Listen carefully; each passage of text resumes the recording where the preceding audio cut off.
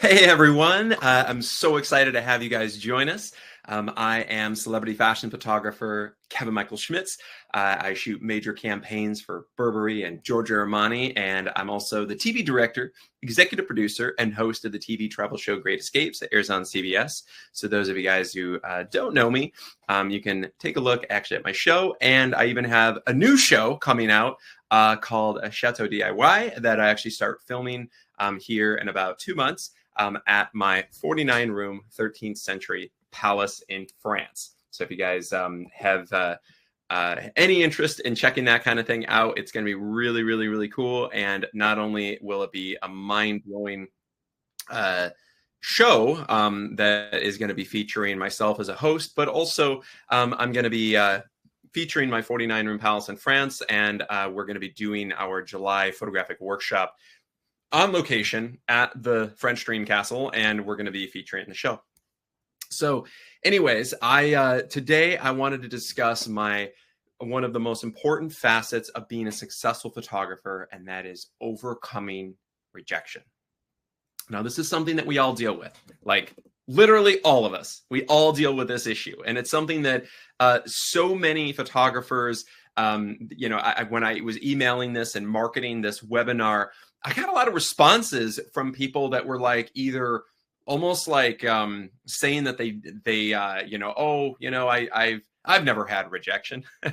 And then I emailed them back and I'm like, okay, really? So you've been hired for every single project that you've ever had, that you've ever been up for? And then of course their response is, oh, no, I don't get most of the jobs that I'm up for. I'm like, well, that's rejection. That's rejection. And we all deal with it. We literally deal with it every day.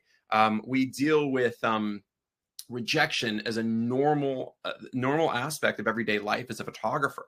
Usually it comes in the fact of, as a photographer, we are contacting potential clients, whether we're a fashion photographer contacting magazines, or an advertising photographer contacting ad agencies, or even a consumer photographer reaching out to consumer clients. But either way, most projects that we want, we don't get. And that's just the fact of life. Even famous photographers like Annie Leibovitz, or Mario Testino or Paco de Marchelier, they got rejected all the time, their entire careers. So no matter how successful you are, no matter how famous you are, no matter how great you are as a photographer, you're going to be rejected on a regular day-to-day basis, like literally day-to-day basis, okay? And if you're not being rejected, then that means you're not putting yourself out there. That means that you're not putting yourself out there for new opportunities. Might also be because maybe you're not charging enough. Maybe you're giving away your services for free, which of course, for me, I have a really a strong belief against that. I feel like you as a photographer should be always demanding what you deserve as a photographer. And it could be a wide range depending on who you are and how long you've been shooting and how good you believe, that you are as a photographer. But it could be a lot of things. But essentially, I feel like most photographers vastly undervalue themselves. So if you find yourself shooting every single day, 5 days a week, year round, it probably means you're giving away your services for practically free. Okay. And that's not good either. This is something that, I feel like is really, really important as a photographer to be able to understand that rejection is actually like an everyday aspect of life that we have to be able to, to basically manage and to be able to use that to our advantage. Very, very, very important. So if you guys are not being rejected, then I encourage you to go out and get rejected. I encourage you to go out there and actually confront possible clients that might say, no, I don't want to work with you. No, you're not right for us. Or no, you're somebody that you're not somebody that fits the criterion of what we're looking for, which is actually very common. This is an issue I personally dealt with a lot because early on in my career, I didn't really understand what clients were looking for. And I thought that it had far more to do with being really good at photography. I thought that people were going to book you if you're really good at photography. And then I realized, like, no, that's not the case at all. They don't care if you're good at photography. There's hundreds and hundreds of, there's millions of photographers out there. There's so many people out there that are photographers, that label themselves photographers, that are really good. But it's about, does your work correlate to what the client is looking for? Like, is it so specific? And I want to give you guys an example of that. An example of me being rejected at a really high level. So years ago, I was, I live in LA. I live right at the beach, directly on the sand in Hermosa Beach. And I have all these ad agencies near me, right? They're all in the El Segundo area. It's like Silicon Beach. It's where, you know, all the major advertising agencies are for most major brands. Outside of New York, it's probably the next biggest area of advertising agencies. And I go and I meet with them all the time. Well, I had an opportunity through my photography agent that represented me, because I was repped by a major agent, to meet with a client. So I went in and I met with, if you guys have ever heard of the client Coffee Bean and Tea Leaf, it's essentially a competitor to Starbucks, right? So Coffee Bean and Tea Leaf, and it's very, very common in California, right? So I went and I met with them at their world headquarters, which was in LA, and I was like, okay, you know, I will, you know, I'm going to go meet with them. It's just like a Starbucks. I'd love to shoot their campaign. And just to give you an example, this is Coffee Bean and Tea Leaf, and essentially, they wanted like a California lifestyle vibe. They wanted, you know, happy, healthy people having fun, enjoying life, drinking coffee bean and tea leaf at the beach. Actually, you can see like somebody that's, you know, he's sitting there fueled by coffee, giving your employees a high quality, handcrafted coffee choice to help fuel the workday, right? So, I mean, that's kind of, you know, that's what it is currently. And at the time, they were trying to do some like California vibe with like a, you know, a young model, you know, hanging out at the beach. And at the time they were going after like the Asian market. So they wanted like diversity, and they wanted in their scenes with multiple models, they wanted to have like an Asian model drinking coffee with like a California vibe, right? So that's essentially what they were looking for. And I'm like, awesome.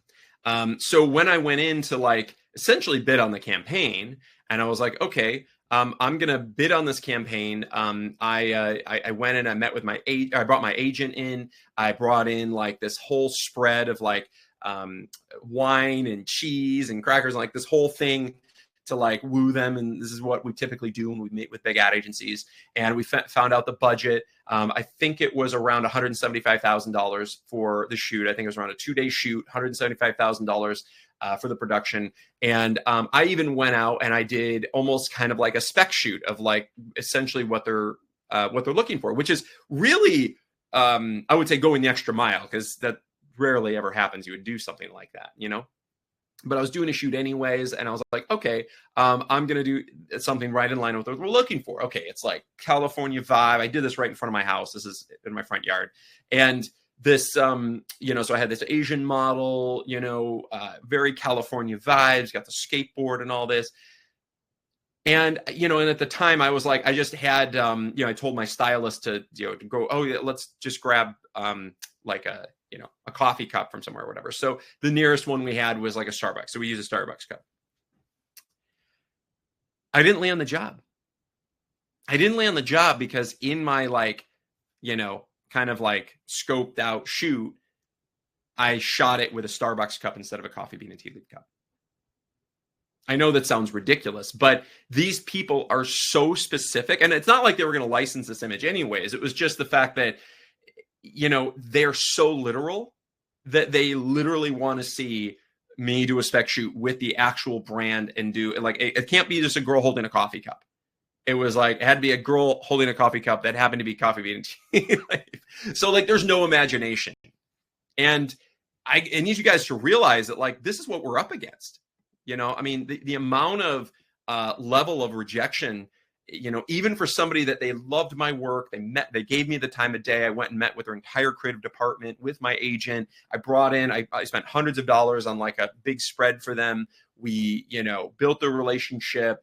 I thought for sure they're going to land me, and they ended up booking someone else.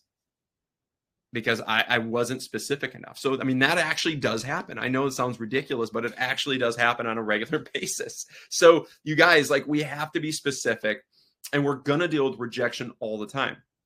Now, that's a pretty big form of rejection, $175,000, and I was, I think, like, I don't know, 27 or something like that when I was up for that job. I would have loved to have that at 27 years old and to land that opportunity. But you know what? Things come and they go. And I want you guys to realize that it's okay to be rejected. I was so grateful that I even was in for the bid, because it solidified my relationship with this new agent. And even though I didn't land the campaign, he ended up taking me on and representing me full time as an agent. And that was huge. That was something that I feel like it gave me enough value in his eyes, the fact that I had that meeting and met with them and they were considering booking me. And then I ended up getting rep by JP Reps out of LA. He's a top celebrity and advertising and fashion agent. And I was represented by him for years. And it helped me get that opportunity because it was something that I was able to bring him into the door of this huge opportunity, even though I didn't land it. So it's okay. It's actually okay if we don't even land and book the campaign, as long as we're being considered for it. Okay. So I'm okay being rejected from something like that. And I've been rejected from so many hundreds and hundreds of thousands of dollars, millions of dollars in campaigns that I've been rejected on over the course of my lifetime. And I'm totally okay with it. And I want you to be as well, because I gave you an example there of a way in which I turned a rejection into a huge opportunity, because even though I was rejected from that project, I was able to get this agent to represent me full time and not just as a one-off project. And it was because I brought in this opportunity. And although I got rejected from it in the end, the opportunity itself was enough to get the attention of this agent and to get him to represent me. So you never know what can come out of it. And what I do is every opportunity, everything that I get, whether it's bidding on a job, whether it's being considered to, shoot for a celebrity, or whether it's being on a TV show or whatever it is, I use it as leverage so that I have less rejection. Because if you are a major, major brand, and if you are somebody that is a famous person, like, and in the photography world, if you're Stephen Klein or Annie Leibovitz, or you're somebody that is just so world famous, and everybody wants to work with them, and they're willing, and that famous photographer is willing to do it for whatever reasonable budget they're looking for, well, of course they're going to book the famous photographer, right? Because they know who they are. But if we're not that famous photographer and we don't have that brand at that level yet, which is okay, but we need to be able to at least put ourselves out there and build our brand up as much as we possibly can. And a big part of that is leverage. And that way, the more that you leverage, the more that you can showcase the value of who you are and what you can bring to the table, the less rejection you have in the end. So I've been doing that my entire career. And the more that I put myself out there and I showcase who I am, and the more that I can build this brand and showcase it and get that client to be on board, or like, oh my gosh, I want to be on board with your brand, the more opportunity I have, the more doors that will open. And it happens to me all the time. But what I do is I also leverage everything I do. I talk about it. I talk about projects, whether I'm doing them, whether I'm going to do them, whether I'm up for a job, whatever, I will tell the client, and just to get them excited to want to work with me. It's really, really important. And I recommend you guys do the same. Now, on a day-to-day basis, what this looks like, rejection is, and I like your comments in the chat. That image maker says leverage. That's exactly what it is, using leverage. Because leverage, the higher you go in the photography world, the more leverage you need. The more leverage that you need to for the opportunity. I'll even give you an example based on leverage right now. I literally, like 30 minutes before this session, I was on the phone with my stylist, one of the stylists that I booked for the Elite Masterclass, which is happening in 2 weeks. And this fashion stylist, he styles for Gucci, he styles for Dolce & Gabbana, he styles for Vogue. I mean, he's literally like one of the best stylists, in the world. And he happens to be here in LA. I found his work. I was really impressed at his work. I contacted him. I got him excited to work with us. And the reason he wants to to style for a photographic workshop is because he saw my work, he knows who I am, and I'm using the leverage of, my brand and who I am, with the kind of content that he's seen in my work, the kind of level of quality of production that our workshops have showcased. He knows that based upon the leverage of what I bring to the table and the quality that he's going to expect, it's going to be a worthwhile project for him. This is the stylist. So, I mean, he's styling huge campaigns. He's styling for major magazine covers and editorials. He's an A-list stylist, and I booked him for the photographic workshop that we're doing, and he's incredible. So to me, I'm using leverage to be able to obtain the best of the best stylists in the world.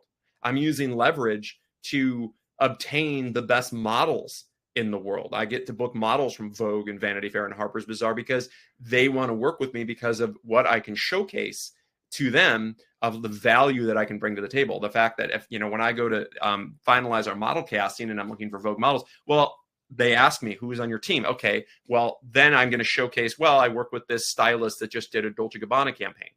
I'm working with these Vogue and Harper's Bazaar stylists. I'm working with these celebrity makeup and hairstylists that are doing all the biggest celebrities on, that grace the red carpet. And they're doing, covers of every, magazine with celebrities. So the fact that I'm working with the best stylist, it gives me more leverage. So everything that I'm doing, even if I'm producing a shoot, I reduce the amount of rejection that I get if I use more leverage.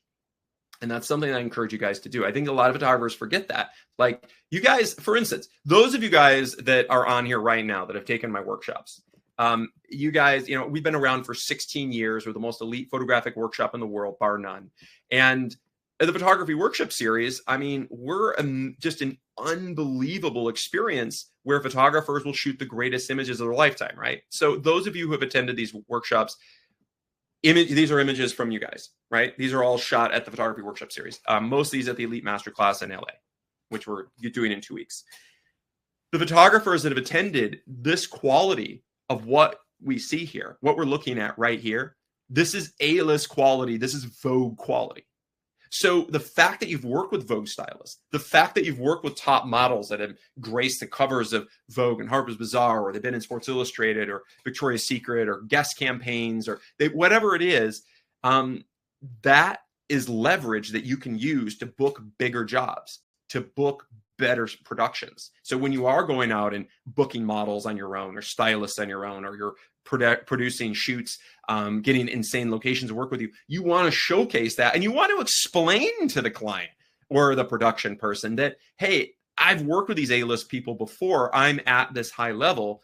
Obviously, you would want to work with me. That's the impression that you're trying to give them. So you want to mention that. You want to talk about who you've got to work with and the level of the production. Or like you see here, winning photography awards, we won 7 out of 10 of the top 10 fashion photographers in America awards, all from the photographer. These are all photographers that have taken our workshops, shot at our workshops.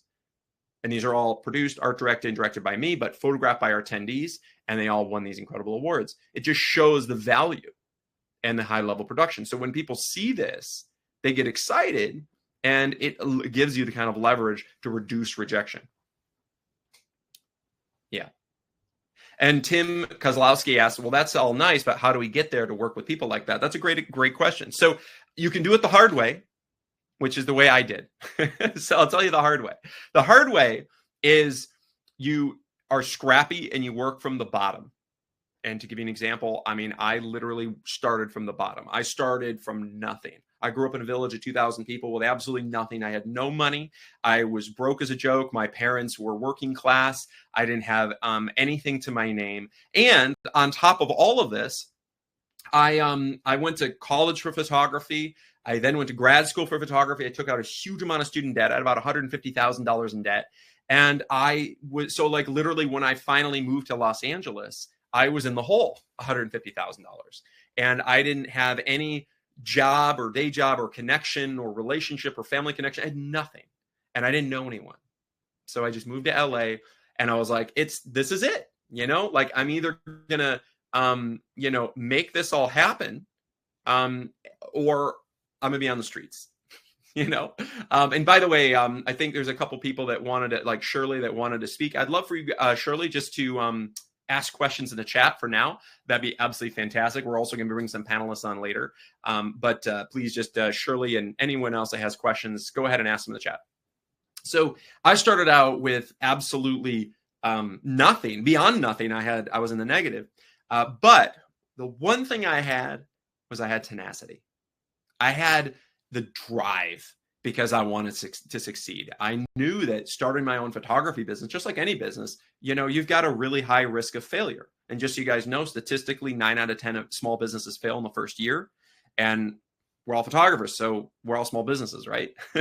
And it's hard. I mean, it's a really hard industry. The creative industry is the worst. And when I moved here to LA and started my business, 2008, literally the height of the global recession, when the sky was falling, money's being cut, the companies are just slashing budgets and going bankrupt. Ad agencies are freaking out and struggling. Huge campaigns are being slashed left and right. And a lot of photographers were going bankrupt.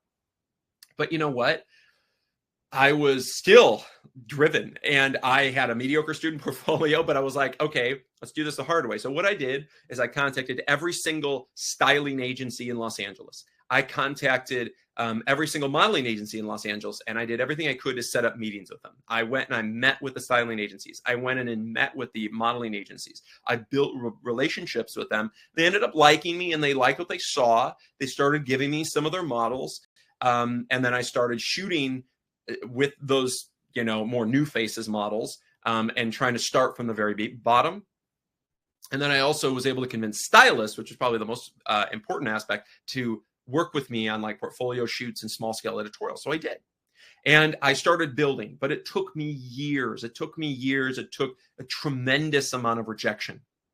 And then I wanted to, shoot ad campaigns and fashion campaigns and magazines. But I'm a kid. I'm in my early 20s, and I'm like, and I'm contacting these people. And of course, most of these photographers are getting booked are like in their mid 50s, and, they've been shooting for 30 years and they have all these covers of Vogue. And then there's this punk kid who grew up in rural West Michigan with absolutely nothing.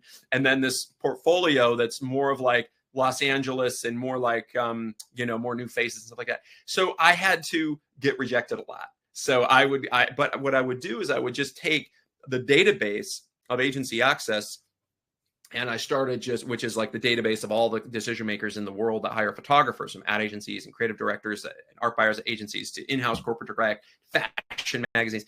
And I started just calling them 300 calls a day, every single day, multiple days a week, usually 3 or 4 days a week. I would just, okay, it's Monday. Okay, it's Tuesday. Let call another 300 people, call another 300 people. And this was without any sophisticated system. This was just like dialing the numbers and calling them. And of course, most people you don't get through to. Most people reject you. Most people don't want to talk to you. Most people are rude. Actually, ad agencies are less so rude, but they're more just ghosting. And they're or the gatekeeper will push you aside. And so I learned some tactics, because if I'm not being like rejected by the decision maker and you're just being rejected by the gatekeeper, that means that you haven't gone far enough. And it means you're not actually getting to anybody important that rejects you. So I want to be rejected. I want them to reject me so that I can then know, okay, I can cross that person off my list if they don't want to work with me. All good. There's another, 99,999 people in the database. I can call everyone else, but I know that I can slash this person off my list if they don't like my work or they don't like me. So I'm like, okay, I like that. I want rejection. I'm encouraging rejection.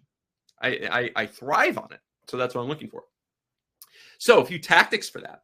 One of the things that I do, if I'm calling an agency and I'm like, say I'm trying to meet with 72 and Sunny, and in LA, it's a major ad agency. They do a lot of huge campaigns, and I'm going to try to meet with their senior art buyer there that is handling these big budget, $300,000 campaigns. And I'm going to call them, and I would literally just do this. And I would say, oh, hey, what's up? Hey, can you put me through to Jennifer? And they're like, oh, what's this regarding? And I would say, oh, well, I'm just, following up about that email. And I wanted to talk with her about the next project. That's all truthful. It's all fair, because it is. I sent them an email and I am following up about their next project. And, saying things like that will get you through a gatekeeper onto the person. But most importantly, in my tonality, I sounded like I already knew the person, whether I did or not. You always want to sound like you know them. You're their friend. You've worked with them before. You're following up about a project, whatever it is, in any way you can to sound as familial as possible. So that way, they're going to be less likely to stop you at the door, because that happens every day, all the time. So that little tidbit might save you a lot of time, but make sure to sound like that, to talk like that, and to be able to get through to them. Once you speak to that person, what I would do is I would talk to that art buyer, be really excited. And there's this really important aspect of building rapport. The first step is you want to sound enthusiastic. This is from the Wolf of Wall Street. This is his concept of building rapport. You want to sound, because you have to get them the first 3 seconds. You want to sound enthusiastic as hell, an expert in your field, and you want to make sure that essentially you know what you're doing, and that you can be considered for this project. Okay, that's very, very, very important. That you're somebody that knows what they're talking about. You can be considered for the project, and that you're super, super likable, you're enthusiastic, you've got this amazing energy, and you're following up about an email that you sent to them. Because you did, because I send hundreds of thousands of emails all the time about marketing myself, about my work. I can track whether they opened it or clicked through. If they click through, I know the person looked at it. They're interested in me, right? So but they probably forgot. So I want to remind them. And so immediately while I'm talking to them, I'll shoot them another email, a direct email, and I'll get it in front of them so that I can remind them, so that they know who they're talking to. And if they finally do remember me, or they mention that, then I'm going to start, finding out more about them, discovering them, not tell them too much about you, but find out about them and write it down. You want to write this down, because I want to find out, what are they working on? Is this art buyer, which campaign are they doing right now? For instance, 72 and Sunny, it's, one of the biggest ad agencies in Los Angeles. It's a major agency. They're doing huge campaigns. So I want to find out, is this art buyer, which campaign is this art buyer working on? They're doing Super Bowl commercials. They're doing Cadillac campaigns. They're doing Barbie. They're doing some huge, huge budget campaigns and projects. So I want to know, is this art producer or art buyer working on which campaign? So I'll ask him about that. Oh my gosh, I love that Venmo campaign. Were you involved on the production of that? And I would ask questions like that.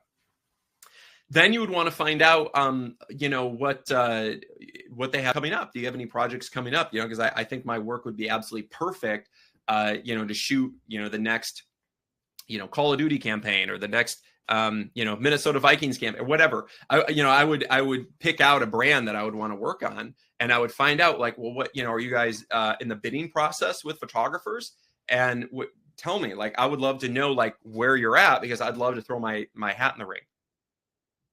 So I'm going down this process. Now, there are different stages. Sometimes a campaign is in the early stages where they're looking for photographers like me. Sometimes they're in the stage of they've already found their photographer they're currently shooting. That's okay too. At least I know that, they're doing a campaign for this project. They already hired somebody. That's okay. Maybe they have a Call of Duty Black Ops. Maybe that one's the next one that they're working on. They're working on, 15 other brands. Well, they're all in different stages. So find out which brand's in which stage, and then curate a portfolio for that brand to showcase to them. There might also be in the stage of, they've already selected their photographer, they've already shot the shoot, and then they're not doing anything right now. That's okay too. Either way, you want to be in the relationship zone so that they know you, they remember you, so that you can follow up with them, and then you can book the next project. That's where you want to be, because it's a long-term game here. This is a long-term process. By the way, there's all these excellent questions that I do want to get to. And Tim Kozlowski, I'm basically showcasing for you, how do we get there? This is how I did it. I hustled. I'd be making 300 calls a day, every single day, 3-4 days a week minimum. And on the off days, I'm shooting, right? Even if it's not for a campaign, maybe if it's just for myself, a portfolio shoot or a small editorial, whatever, I am hustling hustling. Every dime that I had, I would use it for my marketing, for my portfolio development, producing shoots, whatever.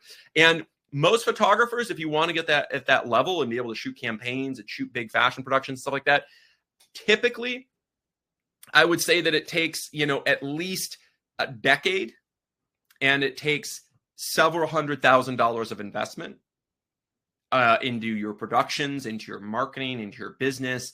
And it takes about a decade of like hardcore rejection and hustle and tenacity.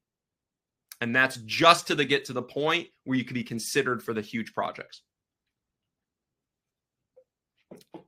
I was able to do it in a shorter amount of time only because I had a bit more tenacity than the average person. I had a bit more volume of phone calls and marketing and emails. And also I did everything I could to maximize leverage. And I was able to expedite it a little bit, but it took me some time. But I would say the normal person, it's going to take at least a decade, and you still might not make it. It's a tough jam. But that's one of the reasons that I actually founded the Photography Workshop series, was for the sole purpose of creating creating a way in which photographers can surpass that and essentially, I can bear the scars and I can I can give you the same kind of value and experience without the scars. You can learn from me. And the cool thing about the Photography Workshop series, been around 16 years, but essentially I bring in top supermodels from Vogue, top fashion stylists that style the Gucci campaign and Burberry campaign, like I have coming up in the next couple of weeks. I have the best celebrity makeup artists, the best celebrity hairstylists. I have locations that are just mind-blowing, or typically $10,000 to $20,000 a day locations. I have productions that are so out of this world, and I have them at your fingertips. So instead of spending, several $100,000 to build a portfolio, or even doing $100,000 a day production shoot on your own, that would obviously cost a fortune. I was able to essentially surpass that and just give you guys that experience so that you can literally, walk on set and photograph the greatest images you've ever shot in your life, guaranteed. So I'll give you an example. We're producing for the Elite Masterclass. One of the concepts that some of the photographers were excited to do with, by the way, the Elite Masterclass, the photographers that attended get to actually be a part of designing the concepts. Well, this is essentially one of the concepts. And this is, so I booked this location. This is the location that's the film set for the film Water for Elephants with Robert Pattinson. Also The Greatest Showman for Hugh Jackman. This is the location and prop place for that. So basically this is the set. And I've actually, these are concepts. This is actually, this image right here was actually done at the last photographic workshop that I did there. We did one several years ago. It was amazing. And that was actually shot by one of the attendees. These other ones are done by another famous photographer, like this one right here. This was also done by an attendee. So this is one of the locations, just one of the locations. Over 5 days, we also booked a $16 million mansion on the water that we have as another location. But just to give you an idea, to do something like this at this scale, you're going to need hundreds of thousands of dollars to produce something like this. So, or you just get involved in one of our workshops. I think there is one spot left because somebody moved from this one to the French Dream Castle workshop. So one spot is open in this. So if somebody on here right now wanted to join us, there is one spot left. But basically, you're going to walk on set and shoot at a scale of $100,000 a day production over the course of 5 days. So essentially $500,000 of production. And you're able to shoot the greatest images of your lifetime, guaranteed. And this basically surpasses a decade of pain, a decade of just scraping from the bottom to be able to get to that point, and at massive investment. So the amount of time saving and cost saving is pretty substantial. And the reason I developed the Photography Workshop series was just for the sole purpose. It was for the sole purpose of essentially giving photographers that opportunity that Tim was asking for about, how do we get there? Well, this is the best, quickest, and least expensive way to get there. I don't know very many other ways other than put my head down and grind for a decade and spend massive amounts of money. But this is a way in which you can do it in a much, much less expensive way. And the workshops are a huge investment, but they're a tiny fraction of the cost to do it yourself. And the way we do it is we're able to pool everybody's resources together. That's why we're able to do it. But great question, Tim. Anyway, so yeah, this is a lot of excellent questions in here. Let's see. Asking for some of my campaigns. Absolutely. I would love to show you some of those. This is, I'll actually show, this is, he asks, can you show some of your campaigns from brand campaigns, shoots besides content from the workshops? I would love to. Essentially, this is one of my production companies. So I have an East Coast and a West Coast production company. Let's see. Hopefully the audio works on this. But essentially, this is to give you an idea.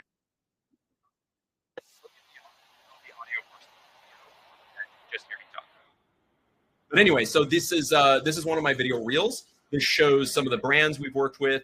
This is a combination of some campaigns we've worked on, as well as commercials we've worked on, as well as photographic workshops, as well as my TV show, Great Escapes Like This. This is from my TV show that I'm the host, director, and producer of.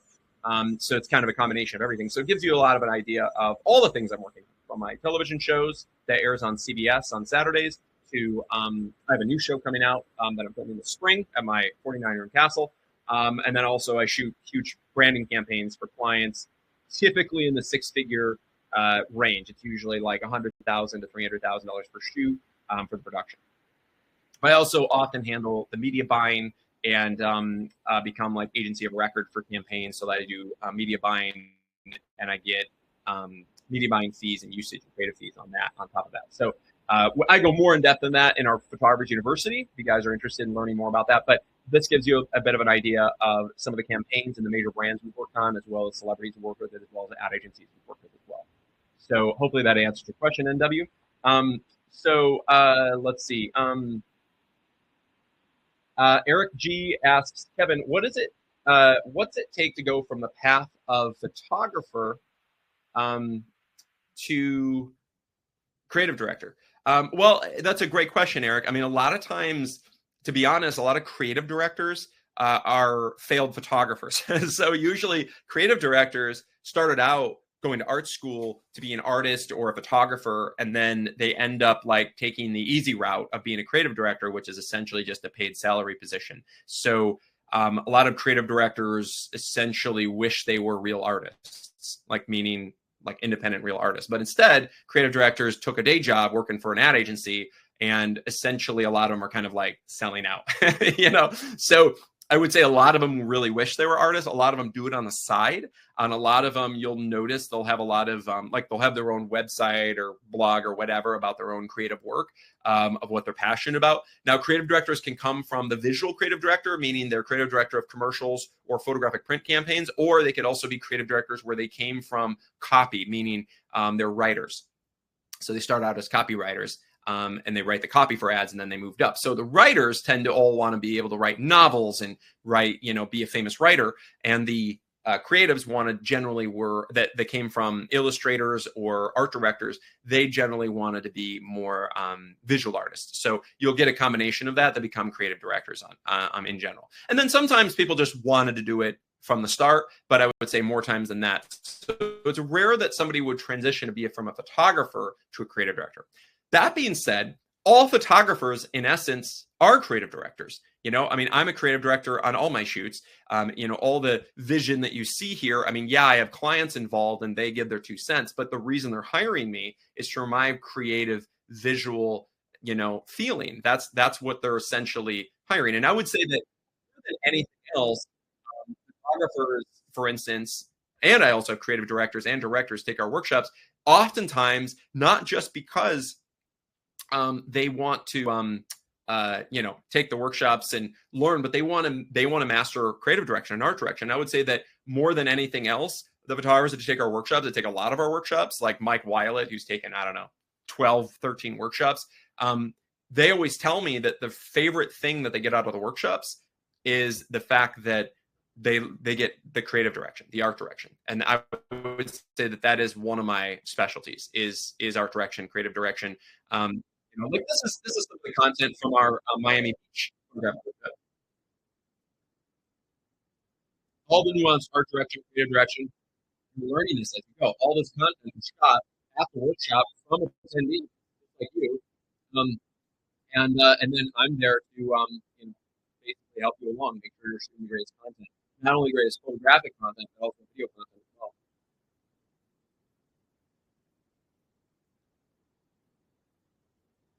Um, Tim Kozlowski asked, "How did you become known in those circles?" You know what? Great question, Tim. I would say that to become known in the industry is hard. It honestly just takes a tremendous amount of tenacity, a huge amount of rejection. I'm getting rejected literally, like, if I'm doing it right, I'm getting rejected every single day. Okay, if I'm not being rejected every day, then it means that I'm doing something wrong. I mean, I'm being like, I'm completely honest with you. You need to be rejected every single day. Because I'm being rejected every day, that means that people are telling me no. It means they're seeing my work, they're meeting me or hearing from me, and they're saying, no, I don't want to work with you. But at least they know who I am. And oftentimes, it has nothing to do with my photography quality, my photographic quality. It doesn't have anything to do with who I am as a person. It's usually to do with my work doesn't correlate to the brand that they're working on. That's a big part of it. Or it could be timing. They just booked somebody to shoot this huge, Super Bowl commercial or something, and I'm too late to the table. But listen, I've been calling and texting and emailing this person for the last like 3 years, then I probably wouldn't have missed it because I have already been ahead of the game. So make sure you're on top of these things because timing is everything. And a lot of times it is about timing. And sometimes it takes weeks, months, years to get to that point of being considered. Sometimes it could be on the first call. I mean, I've had it where I, sent a personalized email or I met, and I set up and met with a client. And then literally I walked in and like, oh yeah, we have this huge campaign and I think your work might be perfect for it. Can you put in a bid?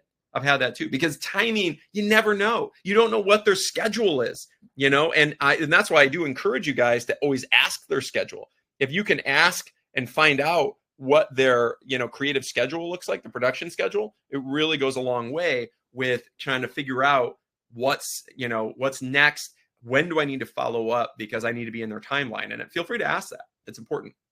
So I would say that in answer to your question, Tim, it was a tremendous amount of tenacity. It was beating down the doors every day, building relationships, building connections over the course of a lifetime. I have all these connections with stylists. If you want to be big in the fashion industry, you need to have relationships with stylists. It's critical. They're gatekeepers because the stylists are working with, the Gucci, Prada, Louis Vuitton. They're working with all the big. They're also working with the magazines, and also a lot of them are also editors of magazines, like fashion editors. I have one of the stylists I'm working at Elite Masterclass. He is the editor, creative editor and fashion editor of a major fashion magazine. So he just is the guy. He would be the guy to be hired. He's selecting who shoots it, and also he does the styling. So that happens a lot. So they can be creative, great gatekeepers. So the more you have in your network, the better. And I'm doing everything I can to build my network because your network is your net worth. And that's a fact. I can tell you from my entire career, that's a fact. And when I was in rural Michigan with absolutely nothing, and growing up with, a network of farmers and factory workers, well, it wasn't going to get me anywhere in the photographic industry, would it? Right. But now, I've built this empire over time through photographic production, video production, television production. I bought it, due to my, photographic and video career, I was able to buy a 49-room palace in France and spend millions of dollars renovating it. So the entire palace looks like the interior of Versailles on the inside, gilded in 24 karat gold, all original furniture pieces from the 1600s, over 60 pieces that have been completely revitalized, gilded, and then also reupholstered.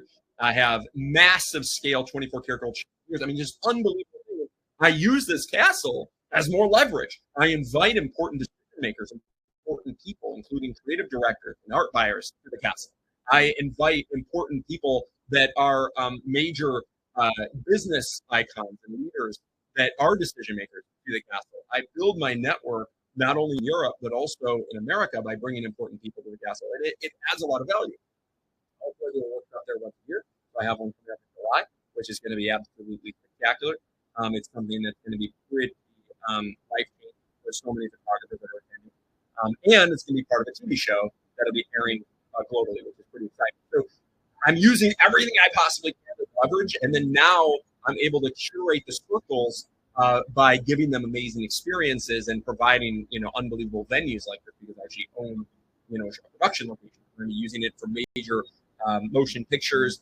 Think of like TV shows and movies like Downton Abbey and Emily in Paris and things like that. That's like the next step, is doing a tremendous amount of things like that there. So just to give you an idea. But building my circles like right now, building it with publicists, that represent celebrities to do productions and films there at the castle. Also as a film location, so with major movie studios and production companies, things like that. So there's a series of additional relationships I'm building to be in even greater and greater circles. So that's where I'm just circling to be greater and greater. That's what we're trying to do. Lynn Margolis asks, curious to know how you developed your own style of photography among the sea of photographers in order to stand out. That's a great question. I absolutely love that one. And I don't know if I've ever been asked that question before in all these years. I would say that I have, of course, some favorite photographers that I love, that I fall in love with. And I really like, I've always really loved like the Annie Leibovitz style, because it's so iconic and it's so over the top. I love like David LaChapelle for kind of the same reason, or Christian Schuler for the same reason.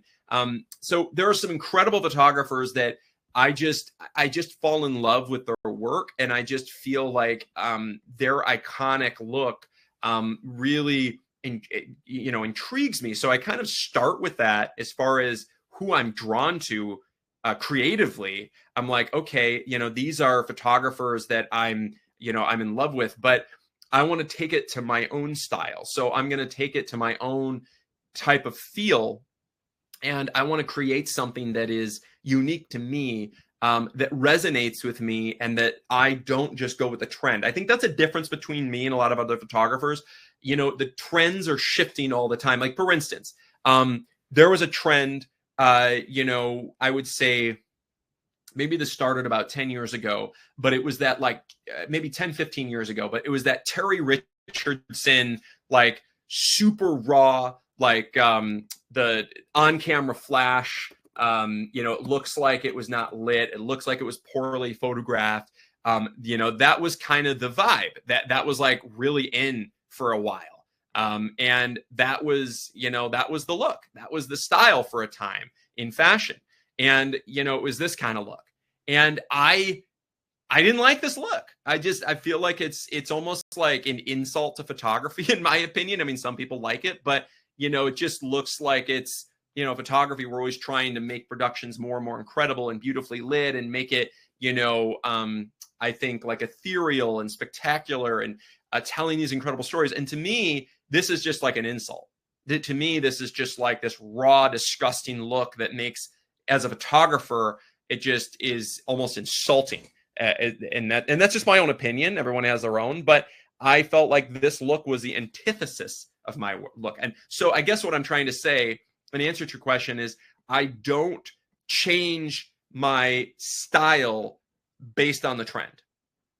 I am going to be mindful of like what is trending as far as like, what's hot right now. That's true. But I'm not going to completely like throw out my style just because something like that was in for a short time. I'm not going to just immediately throw away, all my scrims and bounces and just, my beauty dishes and stuff. And I'm just going to go, on camera flash and just make it raw and disgusting. It's just, I couldn't do that. I have too much belief in myself. I have too much of a, sense of self-worth to like basically throw away my style. So I would say that over time I developed my style.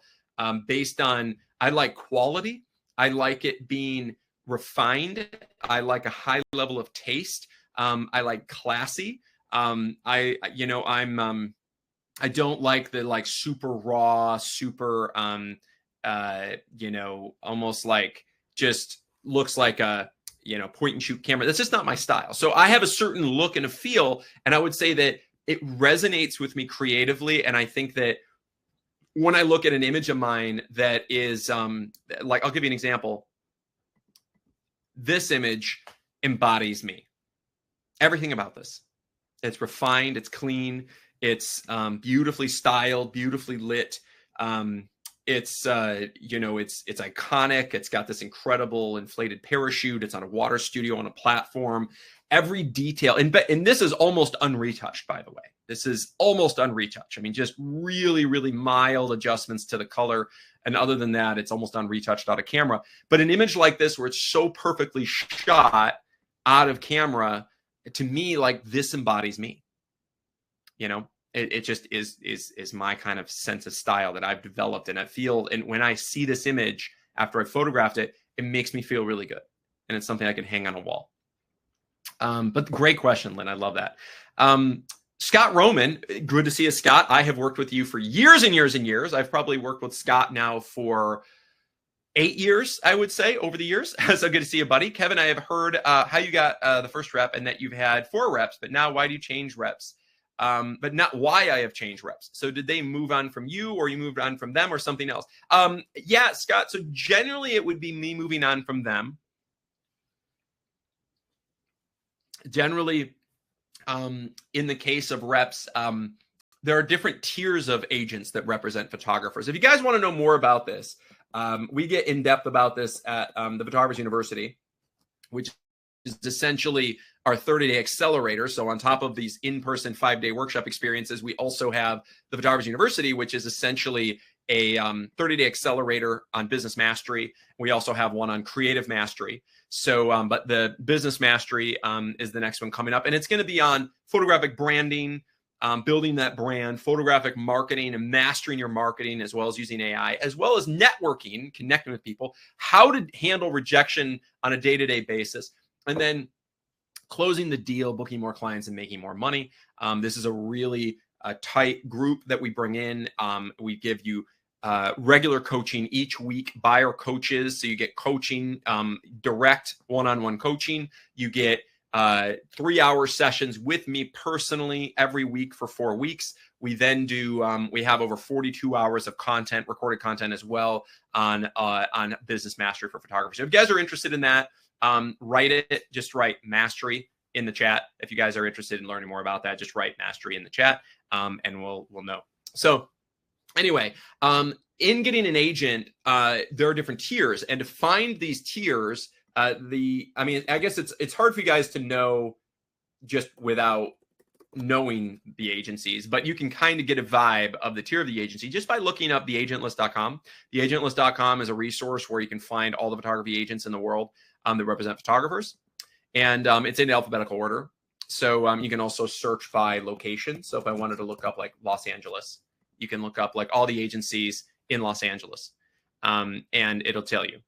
And then you can click on them, and you can find out like, what, the agents. And oftentimes these agencies will be in multiple cities. So maybe it's LA, New York, London or whatever. But generally, if you go to their website, you'll find out, if they have an LA number, then obviously they're in LA. So anyway, these are the agencies. So essentially, there are different tiers. So you might have an agency that's like, like a tier 1 agency, that's like at the highest level. And I would say like, a tier 1 agency here would be like maybe Alyssa Pizer would be a tier 1 agency in LA.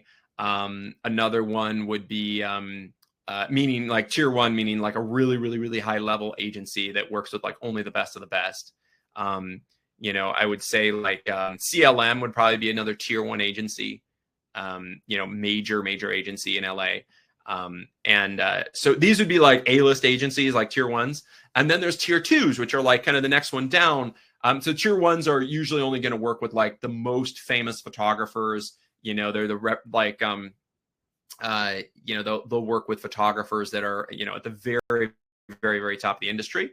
That are shooting campaigns for Vogue and Vanity Fair and Harper's Bazaar and Gucci and Prada and Louis Vuitton and things like that. Or they're doing advertising where it's like they're shooting Coca-Cola campaigns and Super Bowl commercials and stuff like that. And then you'll have the kind of a tier 2 agency, who's the next level down. Photographers, maybe, they're still really high level photographers, but maybe they're not like heavy hitter names yet. Then tier 3 agency, which is a bit more like generally more of a smaller market. Maybe the agency's in Chicago or Miami or, San Francisco or something like that. They're not in a major market. And then I would say then a tier 4 is kind of like they're like a very, like a newer agency. No one's ever heard of them, kind of in their home office. They're nothing special. But anyway, so in the past, Scott, to answer your question, I would be with an agency, like say I'd be like with a tier 3 agency, and then I wanted to, I got an opportunity to be with a tier 2 agency. So I took the opportunity. So I moved on and I switched to a tier 2 agency. And then I had maybe an opportunity to go to a tier 1 agency. So I'd leave a tier 2 agency to go to a tier 1 agency. So it was that kind of a thing. So it was like me stepping up. Also, I've had it where I had an agency in New York, and then I had an agency in LA. And then I had an agency in Paris. So you can have agencies in different cities if they're okay with it. Sometimes they are, sometimes they aren't. And in my career, I generally had one in LA, one in New York, just to give you an idea. I currently don't. I stepped away because I'm doing television stuff, and I didn't want my photographic agents taking 25% cut of my television opportunities. So that's essentially why I currently don't. But if I was to get in with like a top tier 1 agency now, I probably would, but I would make it very specific in the contract not to take a piece of my television stuff. So I would just have to negotiate that. Great question though, Scott. Okay, let's see. Any other questions here? Eric G asks, you said it takes 10 years to even reach that progress in shooting ad campaigns for business brands. Is it possible to fast track that? Absolutely, Eric. I mean, I would say that that's literally the point of the Photographic Workshop series, is fast tracking so that you can get past, that and essentially get into shooting bigger campaigns quicker.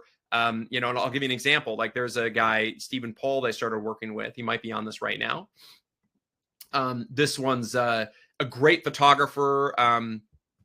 He's in the Pacific Northwest, and I'm not sure if you're on right now, Stephen, but beautiful work. And he wanted to kind of expedite the process of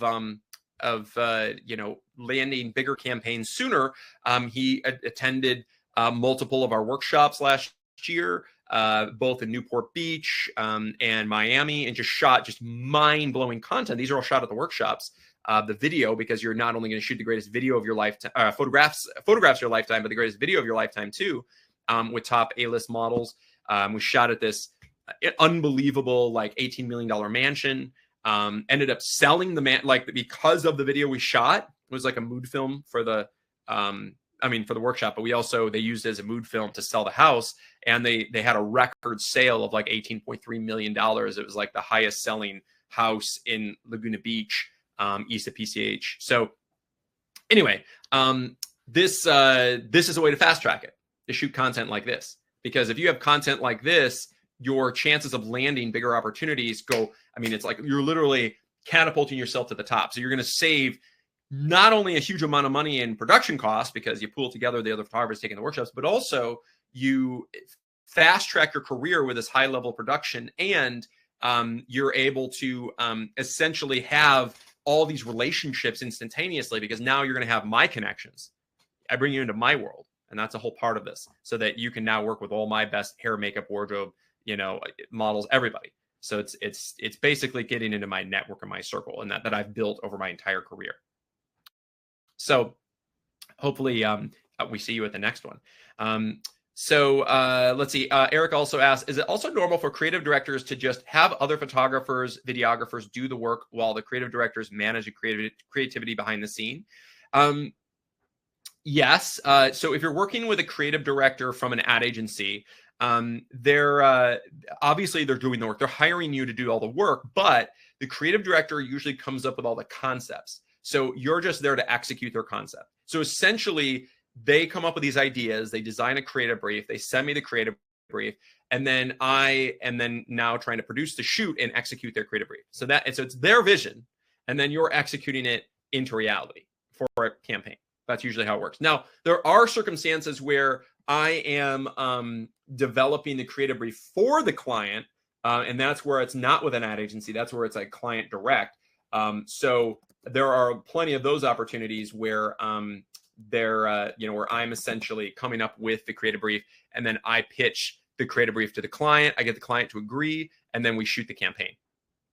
So that happens all the time. So it just depends on what your role is there. If it's client direct, oftentimes I'm leading it with the creative direction. If it's ad agency, they have a creative director that's in charge of all the creative direction. You're just there to execute it. But good question. Let's see. Creative director, Eric also says, yeah, creative director sounds prestigious. I mean, it is, because a creative director at an ad agency has risen up the ranks. They started out as like a junior art director, then an art director, senior art director, then group creative director, then became creative director. So yeah, it is prestigious within an ad agency, and they are decision makers. So I would say it is, in a sense, a prestigious position, but it is a day job. And a lot of them are heavily overworked and underpaid, just like us photographers, right? All right, let's see. Okay. Someone did a thread on 100 DMs, 82 rejections, 10 responded but didn't follow up. 7 wanted to meet up but ghosted. 1 responded and funded a $4,000 shoot. Wow. Well, that's really interesting, Eric, because that's unbelievable results. 100 DMs and you're getting that kind of response. You're actually booking shoots on only 100 DMs. That's incredible. So whoever is doing that is having a really, really good result out of that. I mean, that's incredible. So usually it's going to take a lot more than 100 DMs. Okay. But 82 rejections, that's fantastic. 10 responded, but didn't follow up. 7 wanted to meet up but ghosted. So obviously the ones that wanted to meet up, those 7, those are the people that you need to like heavily go after. That's what most photographers struggle with the most, is all of that follow-up. That's where I would say that the biggest, one of the biggest mistakes photographers ever make is that they don't put in enough work. I would say 100% of photographers I know don't put in enough work. They just don't. Even myself, I'm guilty of it too. I don't put in enough work. I have a huge, massive list of tasks. I just can't get it all done in a day, a week, a month. So I just do what I can, and then I, try to, I would say, maximize the most important facets, and I would strongly suggest you do the same. But none of us do enough. We can always do more. Mostly it's volume. Like, for instance, the person that you're talking about, Eric, that did the 100 DMs, that's not enough volume. Why is it? I mean, it should be it should be 300 DMs a day. I mean, that if you're going to be doing DMing, it should be at least 300 DMs a day. So if you're doing 300, a day, right, that's going to add up.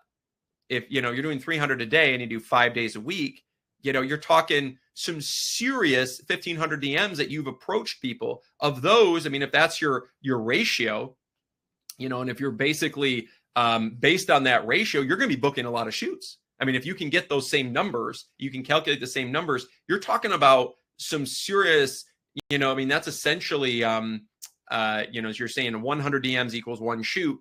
And if you basically do 15 times that, you're going to have 15 shoots.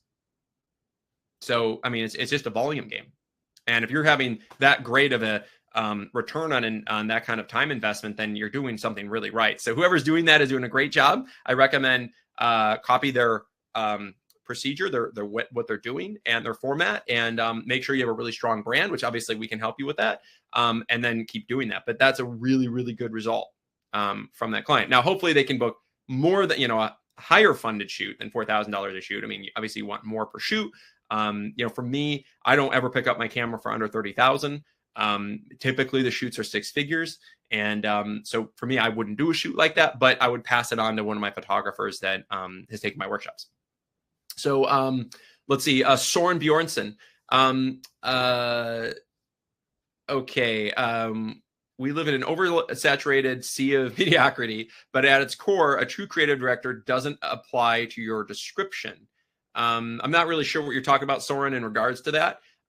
But I would say that a true creative director is a true artist, and essentially they are artists at heart, and most of them are trying to be artists, and then they become a creative director at an ad agency as like a day job. Sometimes they really love it too, but I can tell you, because I've known literally hundreds and hundreds and hundreds of these creative directors over my life, most of them have a dream of being an artist themselves, most of them, or a writer. So, but they do this to pay the bills, and they get into it. But the downside is they also get hired and fired so quick. So a lot of times, with the ad agency, they lose a brand. A brand, says, hey, we're going to go up for an RFP, request for proposal, or we're going to look for other ad agencies, or we're going to drop you altogether. Well, what do you think that the ad agency does? They fire all the creative directors that were on that team. And it happens all the time. That's why I like using a system like Agency Access to access all these creative directors, because they basically stay on top of it, and they know like who's at what ad agency. They have people that call every day to find out like, okay, who is currently in that role at the ad agency. So it gives you an idea what Agency Access is. It's this service. It's a pay for service. I don't make any money from these people. I'm actually a customer of theirs, but this is the way that I do it. So like I will essentially, look up, creatives, and, if I want to look up Burberry, it'll show me contacts at Burberry, right? So, then I would call these people at Burberry, and, and it has their, all their information. So you look up their contacts, and these are, important decision makers that work for them. And since I work for Burberry in London, I'm working with the London team, but this is the one in New York. So, I would, if I wanted to work with Burberry here in New York, those are people I would, contact to work with, right? And oftentimes fashion brands, they either do it in-house or they hire like a smaller agency to do it more curated type of project. They don't usually hire like, like the top tier major agencies like Chiat Day and McCann and stuff like that. They usually go with more like custom fashion agencies. All right. And thank you, Wesley, thanks for your wisdom and insights. I appreciate it. I'm here to provide as much as I can. Okay. Let's see. Eric G asks, the reason I asked about fast tracking, because I spent all of 2024 doing a whole year of fashion photography, started off doing those TFP shoots, even photo workshops, and I did 5 different runway shows. Now I'm 14 months into doing this, photography, videography, and I'm still attending a lot of fashion shows. Paraiso, Miami Beach this year, and spent the past month obsessively listening off ad agencies. Okay. Magazines and fashion brands to do test shoots, editorials, commercials. That's awesome. Yeah, Eric, I mean, I don't know your website, but I would love to see it. You want to put it in the chat and kind of see where you're at with your brand. I would say that the brand comes first. And if your brand isn't up to par, like if you're trying to reach out to Burberry and your work is not Burberry level, you'll get rejected every time. Like you're just going to get rejected 100% of the time if it's not at that level, So make sure that when you're approaching the brand, not only is your work curated to the brand, but also that your work is at that brand's level, at that brand's, world class. Like if you're going after Vogue, make sure you have Vogue models and Vogue styling in your portfolio. Okay. So make sure that you're at that level. Otherwise, if it's just mediocre TFP shoots, they'll reject you 100% of the time. So obviously the whole point of this is learning how to overcome rejection by building your brand up as much as possible to give you better odds. That's important. I also do want to make a point. One of the good things about rejection, you guys, is that rejection fuels you. It should.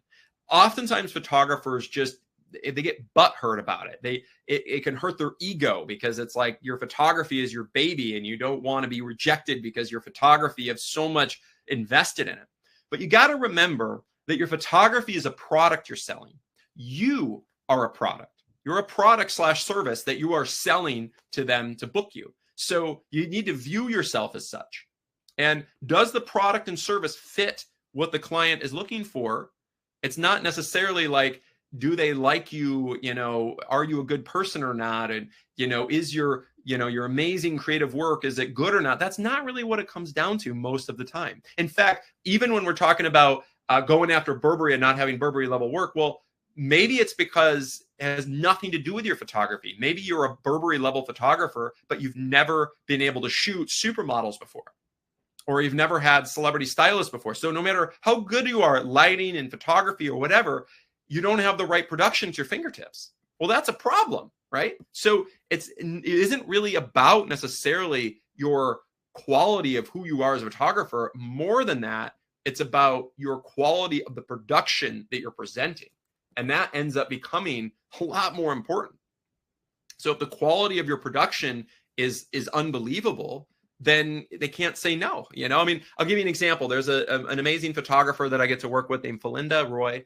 And, she has been on a journey of advancing her career. And once she shot images at our Miami Beach workshop at a higher level with these A-list models, it completely transformed her career so that she started landing campaigns and she started being in that higher tier perception of the brands.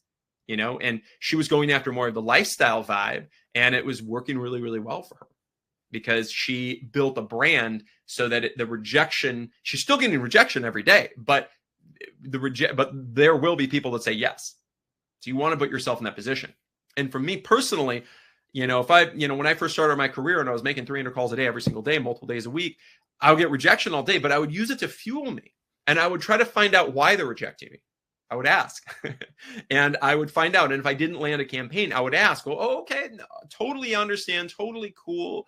But when I think about it, when you bid on a campaign, typically it's a triple bid, meaning it's you and two other photographers. Most campaigns are done that way. So you technically only have a 33% chance anyway of landing it. So, okay, statistically, if I bid on 3 campaigns, I'm going to land 1, right? So I don't think of it as like a big loss. Even if it's a huge $175,000 budget, I'm not going to like freak out and be like, oh yeah, well, I'm worthless. I didn't land the job. What if? No, I'm like, oh my God, I'm so excited. I just booked, I just bid on a huge campaign. I didn't land it, but I bid on it. And that's all I want to be, is I want to be in the place of bidding.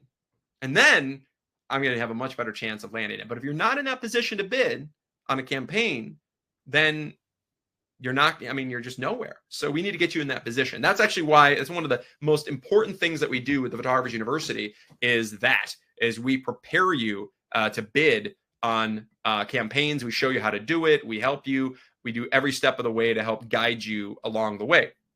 Also, in the chat, if we are offering one-on-one photographic momentum sessions with a photographic coach, and totally free.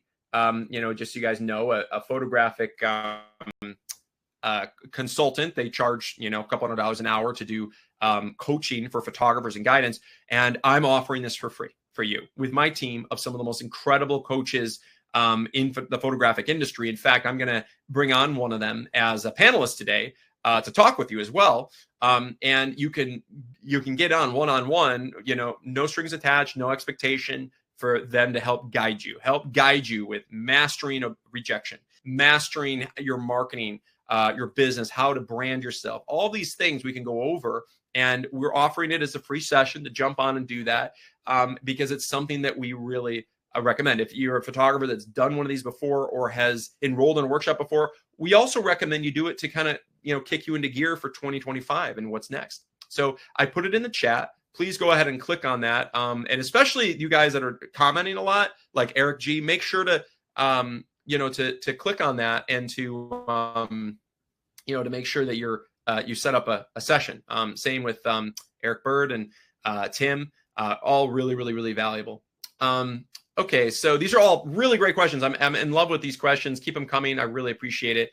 I have to say, Eric G, though, that when you're doing fashion shows, in my experience, I'm just going to give you my experience. I've done Milan Fashion Week and New York Fashion Week and Paris Fashion Week. Honestly, it didn't get me very far because if people see you as a photographer in the pits at the Fashion Week, meaning you're just like the photographer, just shooting away at, the runway show, they're not going to take you seriously because you're considered like an event photographer, a runway photographer. So you don't want to be considered that. Like, that's not it. Now, if you attend the events and you're able to like get a pass to sit in the front row and sit next to a major fashion designer, or get behind the scenes to hang out with them and build a relationship, that's useful. That's useful because you can build rapport in person. But I just think shooting fashion shows is actually going to hurt you more than it's going to help you. Because I've been there, I've done it, and I can tell you. But what I did was, instead of just focusing on shooting the fashion show at Milan Fashion Week, I would go behind the curtain with my press pass, and I would just hang out with the designer and build a relationship with them. That's what I would do. That's what I'd recommend you do. Use it as a networking opportunity if you're going to go to fashion shows. But again, like, in my experience, I haven't really had a lot of fruits to that labor. Generally, the reach outs and the relationships, the other stuff that I've been talking about has been more effective in my career. And also getting represented also helps as well, because they know everybody. Okay, let's see. Okay, Chad Pennington asks, you mentioned moving to LA with nothing. How are you able to navigate with gadgets to shoot projects before getting big guys? So gadgets, I would assume, like, navigate with equipment, maybe. I actually just took out loans and got into more debt, put it on credit cards and stuff, and took out loans, and I still had more debt, which is okay. I was starting out my career, and I recommend any of you guys, wherever you are in your career, if it's the next step and you're going to do a big jump, which most of you guys are, that's okay. It's okay to, take a 0% credit card out that is, 0 interest for 18 months, and you have a 1.5 year runway of no interest, free money just to use to invest in, a photographic workshop, photographic equipment, photographic marketing, all of that stuff. And in that case, I just bought like the bare minimum equipment of what I needed just to shoot, just basically a camera and 2 lenses. And then I bought like a very basic lighting kit, and that was it. I just had like the most basic of the basic. And then every time I booked a job, I would use that money to buy more equipment and to invest in more. So they, when you book a job, generally they have a budget for equipment rentals. So that's what I would do, is I would use the equipment rental budget as my budget to buy more equipment. And then I would rent that equipment to myself. And that's the way that I have always done it. And that's the way that I recommend you guys do it, because, in the end, your customers, your clients are going to be paying for that, so, this is an example of I'll pull up an example of a budget. This is a little different because it's a music video, but this is a $500,000 budget. And then like this is like equipment for the production budget right here, in this case, like 36,000. And, a lot of this, I probably own like half of this, and then half of that I had to rent. But basically, you take equipment, and then you take the budget for the rentals and you buy equipment, then you rent it yourself. So it's a win-win-win. That's what I recommend doing. But that would be like, not an uncommon thing to do it this way. Okay, great questions. And then, in chat, I also did a lot of smaller jobs before I landed big jobs. So one really good strategy is, if you're going into fashion, shoot lookbooks, fashion lookbooks with designers. That's a really good way. And that's what I did early on in my career. There's different types of fashion you can do. You can do fashion magazines, which don't pay anything. You can do, you often lose money on shooting editorials for magazines. You can do fashion lookbooks, which every designer usually comes out with a new line every quarter. They have like fall, winter, spring, summer. So they have different seasons, and then they constantly do new stuff. So if you have a good fashion lookbook client, you can do 4 times a year shoots. So every quarter. So if you line up 4 of those, you're shooting 4 shoots a quarter. That's great, and that would get me by. And fashion lookbooks can be anywhere from like $10,000 to $30,000 a shoot. And then if you can land the creative, like media buy, that's even better. But typically for those shoots, I would just do the production of it, $10,000 to $30,000 a shoot. And then I'd line up, multiple of those. And that would get me by. shooting with small designers that are trying to break out. And a lookbook is essentially like a catalog that they bring to the buyers at the department stores, because the idea is for them to be, have their line in like Barney's or Bloomingdale's or whatever. So that's essentially what you're doing. Okay, great question though. Or ecom, obviously, but I don't really like ecom because it's usually a grind. They don't pay enough, and it's really stressful, and they make you do, hundreds of looks in a day, and I'm just not into that. So I don't recommend ecom, but I know a lot of photographers that do it just to pay the bills. But those are good questions. All right, Chad, great questions though.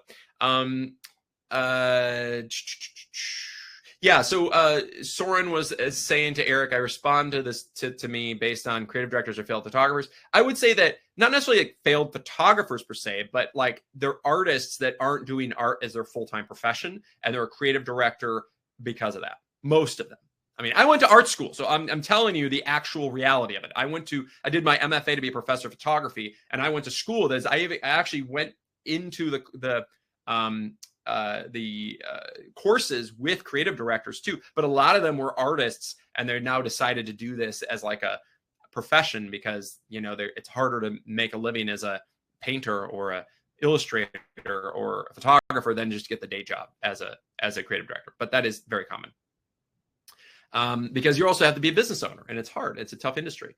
Okay, so let's see. Yeah. Soren was talking about personal frustration of people claiming to be creative directors without doing the work to gain the knowledge. Well, I would say that like a real creative director, Soren, I'm not sure what your interpretation of a creative director is, but a real creative director is a position within an advertising agency that is, and they work their way up from junior art director to creative director. That's what an actual creative director is. So if you're not that, you're not really a real creative director. Okay, let's see. These are all really great questions.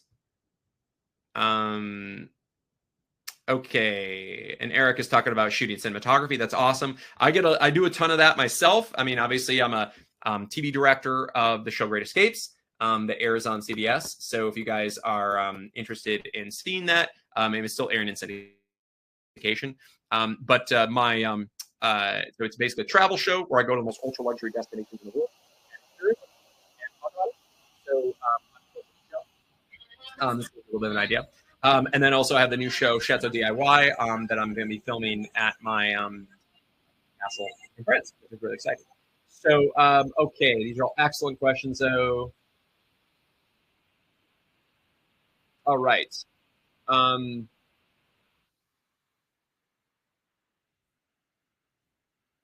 Yeah, and Soren's talking about like a fast track to do it. You're right, but the trouble is, Soren, is that all of the production he's talking about, like the fast tracks to grab a cam, some friends, and make short films. I mean, that's great and all, but there's cost involved in all of that. So I do recommend that, but it depends on your budget, your bankroll, and usually the films that win at those have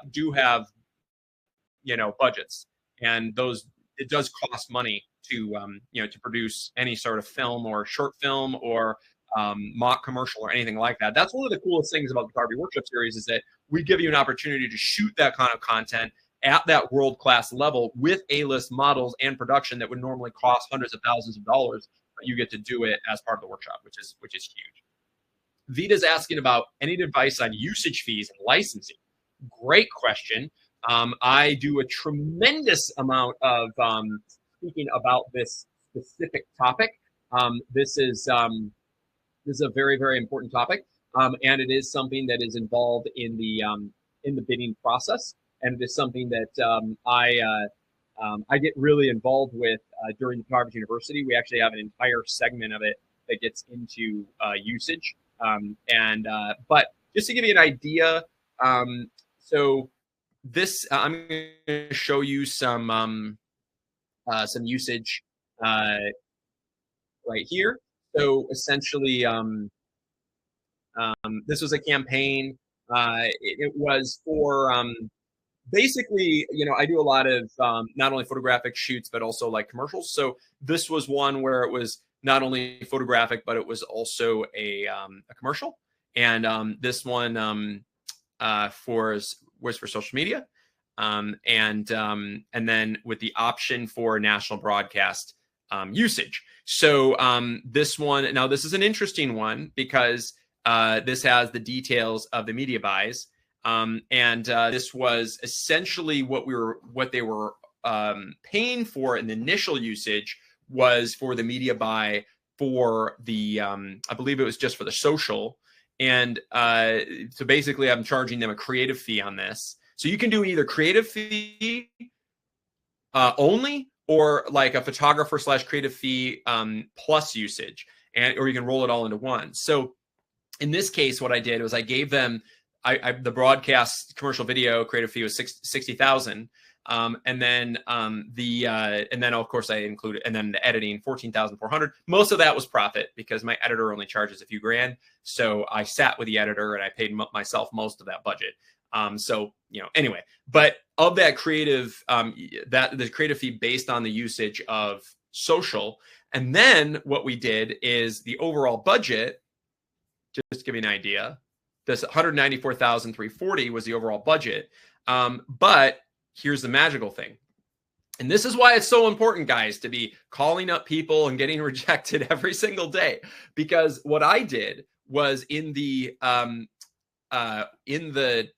base of dealing with this budget, I was able to negotiate that what I would do is I would handle the media buy. So I would handle the media buy, meaning it's not with an ad agency. So I would handle the media buying for when we go into broadcast distribution. So meaning when it goes into broadcast, so like they wanted this to also air on BET. They wanted this on the O Network. They wanted on Bravo and Gala, which is like a Hispanic network. And essentially I'm putting in a media buying fee plus a usage fee. So I'm essentially doing I believe this one was 15% usage and a 10% media buying fee. And so I'm essentially charging them 15% of the media buy for usage, then a 10% media buying fee. And this was baked into the budget, right? So at the end of the day, on top of this production, which was 194,000, they also wanted to do a media buy of 1.5 million, which is pretty common for something like this. So, the most of the money is spent in the media buy, not in the production budget. So to give you an idea of, how you can buy castles too, is doing opportunities like this. Like for instance, in this case, we had a $1.5 million media buy. And then what we did was I'm charging them 15% usage, 10% media buying fee. And then on the back end, all I do is I call my friends over at Spectrum Reach, which is the cable company that handles all the cable placements. And to give you an idea of all the cable placements, this is the list of all the placements, which they just auto-generate this. They're like, oh yeah, okay, for how many spots, for which networks, for how many, days or whatever. And they just auto-generate this in their system. But since I'm bringing the client to the table, I'm the agency of record, they're giving me a 15% on the back end of another $180,000. Okay. So in addition to the $194,000 budget for the production, I'm making here $180,000 on the usage fee, $120,000 on the media buying fee, and then another $180,000 on the back end baked into this budget with that the agency's giving me as a kickback. So effectively, the $480,000 plus the $194,000, right? And then, of course, there's production costs and everything like that are hard costs on the production. But at the end of the day, I'm making some pretty serious money on this. At the end of the day, it's, making around 600 grand on a shoot. You guys can do the same. This is, I think that was a 2-day shoot. Totally doable for you guys too. So these are ways in which we go way more in depth about this during the Photography University. But if you guys are interested, it is something that really will transform your life. And anyway, so McCall says, I was invited to network with a modeling agency. I kept Kevin's guidance in mind with not being perceived as a regular photographer. Now I'm treated like a VIP photographer, and I have since hired the agency for a 7-model shoot. Awesome. Now I'm negotiating for access to their yacht to shoot their models and a location set that I was recently featured for a Vogue cover shoot. So as Kevin noted, how you position yourself in the marketplace matters. Thank you, McCall. Awesome. Now I'd love for my panelists to come on right now. I think I wanted Joel, if you wouldn't mind, write a message in the chat, as well as Eric Smith, and also McCall. I'd love to hear from you too, if you are interested in chatting. I would just love to hear your your guidance on some of this, because you're dealing with this right now. I've been coaching you, guiding you. Also, McCall, put your website in the chat. But I would love for you to jump on, because you're an amazing photographer that I've had the privilege of working with, and you've created some really spectacular content with me, and it shows, because the content is out of this world. It's absolutely breathtaking. So just to give you guys an idea. What's up, McCall? Good to see you, buddy. This is McCall's work. He's absolutely genius at the content he shot at our workshops. How have these images that you shot at the workshops elevated your brand, McCall, to give you a better position in the marketplace? They've been game changing, and forgive me for looking a mess. I was up at Santa Monica Airport photographing the Santa Monica fire staff this morning early. Nice. But these images have been game changing, and that's the long and the short of it. My existence as a photographer, in comparison, before these photographs, I didn't exist. Now, the instant that people see these images, they're instantly impressed. People want to talk to me about not only photography, but about other projects. And it's night and day. It's night and day. So that's it. Absolutely. And how has this positioned yourself now? You're mentioning like how some of your positioning yourself has really made a difference. I know you're getting more rejection because you're reaching out more, but have you also had, people letting down their guard a little bit more because the elevation of your brand? Have you seen that? Yeah, I mean, I'm having much more informed conversations, whereas before, I think, as you had kind of alluded to, I would approach people and they'd kind of disappear. But now there is more conversation about, again, just what you were saying, like, am I the right fit for the client, meaning the personality types, all those types of criteria. Those conversations are deeper. So if something happens, it's a completely rational choice to hire me. And if it doesn't happen, it's also a completely rational choice to not hire me.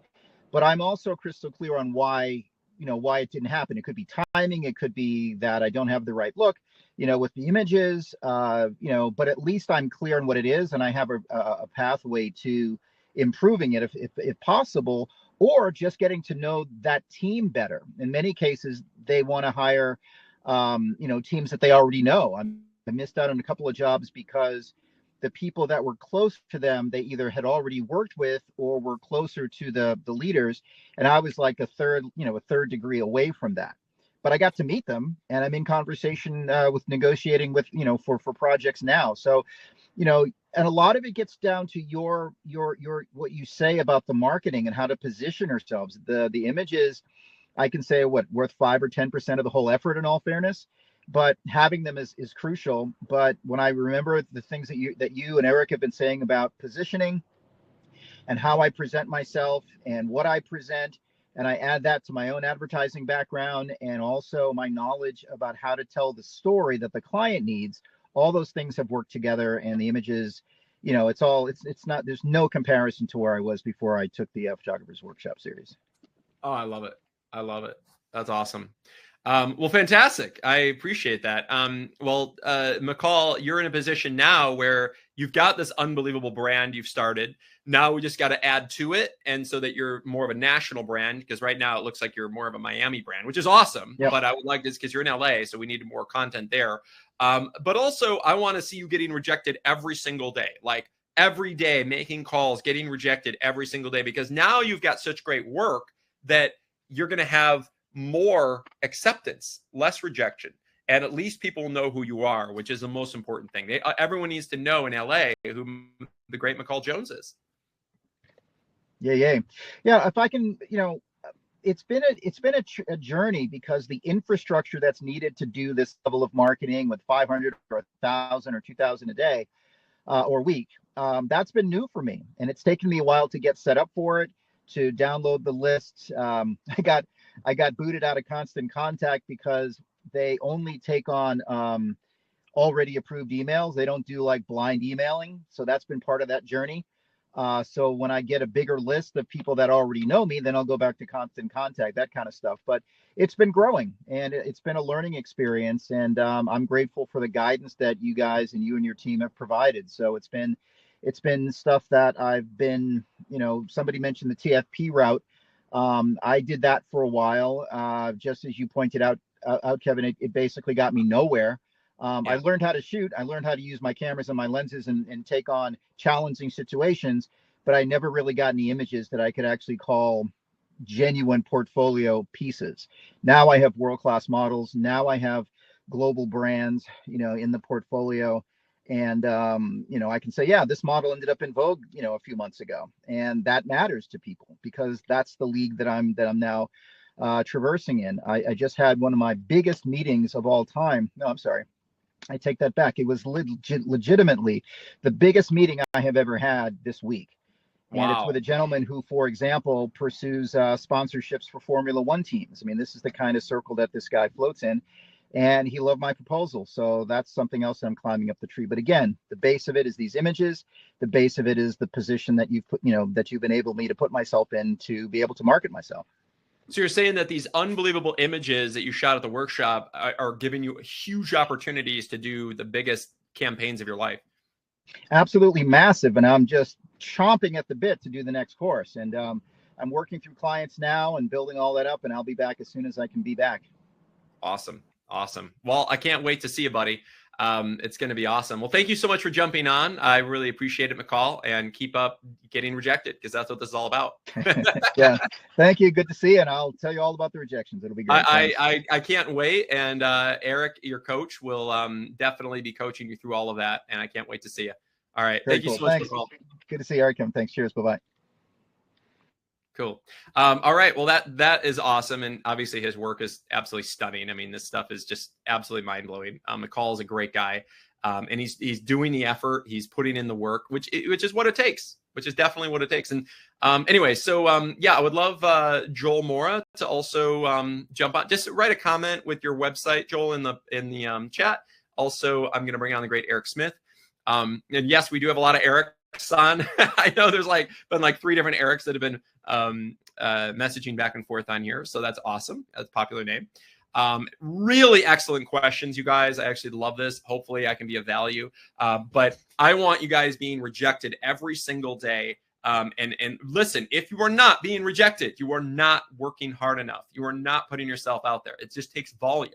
And if you're not landing the opportunities you want, you need to be reaching out to them with a curated world-class brand. And you got to be doing the systematic level of approach. And if you don't know what that is, that's okay. We can help you. In fact, Eric here is brilliant at this and is really, really good at helping photographers not only learn how to do that, he can coach and guide you how to do the systematic approach to land more opportunities, to book campaigns, to manage usage rights and creative fees, to be able to build your brand. But also, Eric can also help push you to implement it, because that's what being a coach is all about. So, and if you guys do like anything you hear from Eric, we're offering one-on-one photographic strategy sessions, totally free, to jump on with Eric or one of our amazing elite coaches, and he can get on one-on-one with you.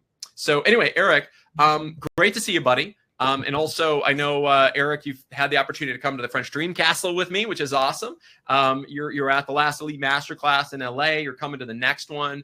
Tell us a little bit about rejection, what it takes. What are some of the strategies that you use when overcoming rejection? And tell me a little bit about that process for photographers. Yeah, absolutely. So, I mean, the main strategy against rejection is mindset. You just have to have the right mindset about it, because, it's one of those things that you should expect to happen. And you also have to realize it isn't about you. It's not about you at all. I mean, all these brands and agencies that you're working with, they have countless factors that are influencing their decisions on who they're choosing. I mean, they have budgets that they're considering. There can be creative direction that's shifting away from the style that you have. There's internal politics, existing relationships, all kinds of different things. And, that's why you really have to play the numbers, because what you're looking for is somebody who's vibing with your style, your product, because that's what your photography is. It's a product. So they're not rejecting you. They're rejecting the brand because the brand isn't fitting with what they need at the moment. And when you contact them again over and over again, there might be some project that pops in that fits perfectly with what your brand is. But you won't know that if you stop trying. You know, it's a big part of it. You just have to realize that it's part of it, that it's normal. I mean, all the top photographers that we work with, I mean, they get rejected all the time. You know, you're competing for 6 or 7 figure campaigns. You know, these things are massive decisions. But, you know, the other thing is that if you're getting rejected, that means that you're in the game. So if you're not getting any rejection, that means you're not taking any chances, and you need more chances in order to land any gigs. So it's really important to realize that it's just part of the process, that every no is just a brick on the pavers that are, you know, the paver path that's getting you to a yes. But it's also real live, you know, feedback. And every time you do get a rejection, you should be asking for feedback, because this is your product testing. This is how you know how your product is being received. And these are professionals who hire. So when you're given the opportunity to give a proposal and go through it, and if you don't get picked, just find out why. I mean, they're still people at the end of the day. And usually it's not going to be like, well, we just hated your work.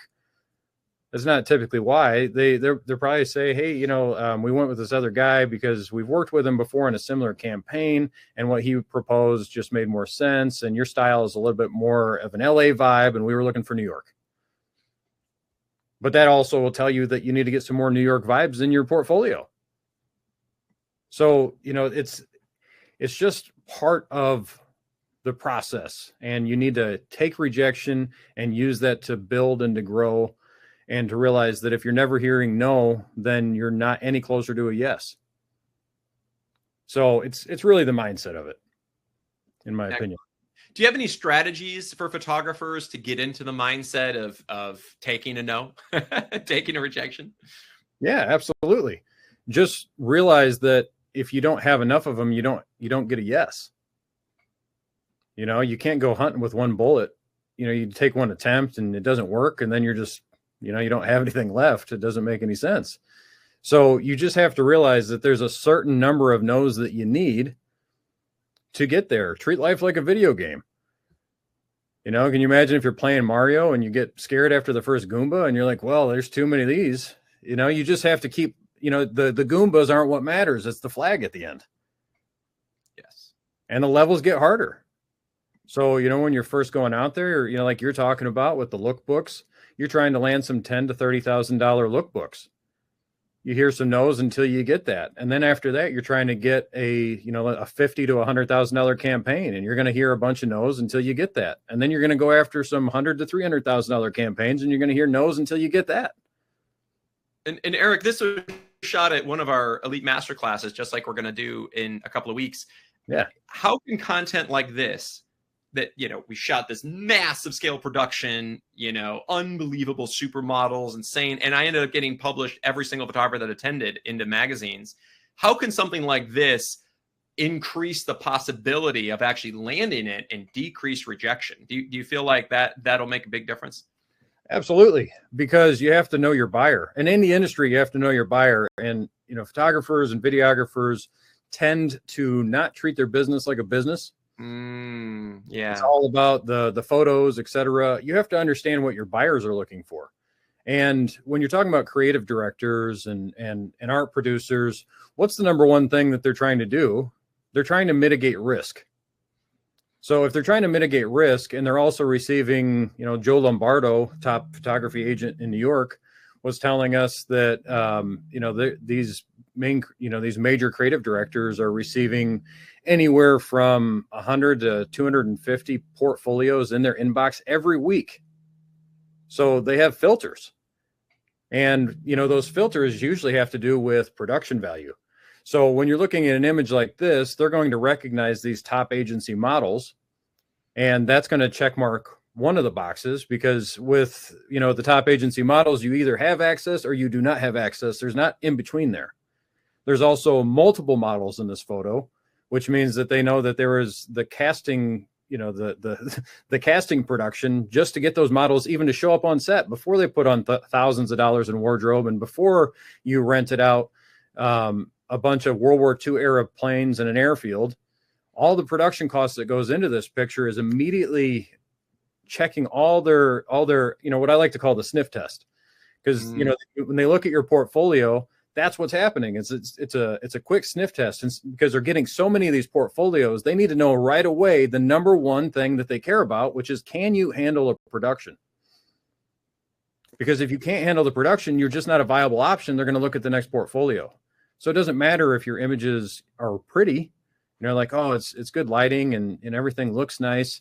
Well, yeah, but how much did the picture cost? Because that is what the buyer cares about. Yeah.